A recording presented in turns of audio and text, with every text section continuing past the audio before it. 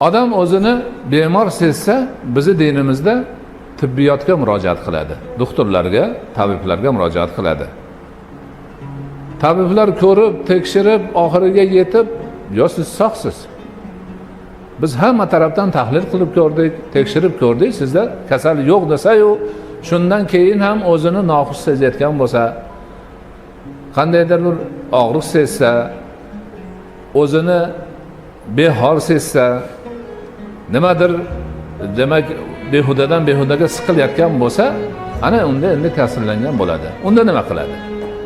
Ana unda mana shu Qur'oni Karimda maxsus suralar bor, maxsus emas, ma'lum suralar bor, shularni o'qiydi.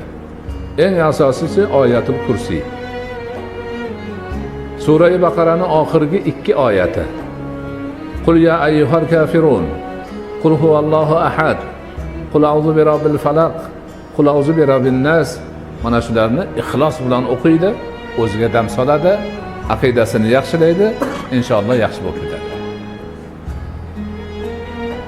Mana shu tushunchalarni bilishimiz kerak. Qolgani hammasi bir pul. Mana hozir o'zlaringiz ham eshitgan bo'lsanglar kerak, odamlarning 80% shunga muftalo. Falonchi xotini issiq sovuq qildirib qo'yibdi, anaqa bo'libdi ekan, mana qo'yibdi ekan. Pistonchi bilan pistonchini bitta ammasini qizi tugun qildirib ostonasini tagiga ko'mib ketgan ekan, ular er xotin urushib bir-biri bilan jig'ibg'iyron bo'lyapti ekan. Yana mana shunaqalar tinmaydi, ya'ni ko'p.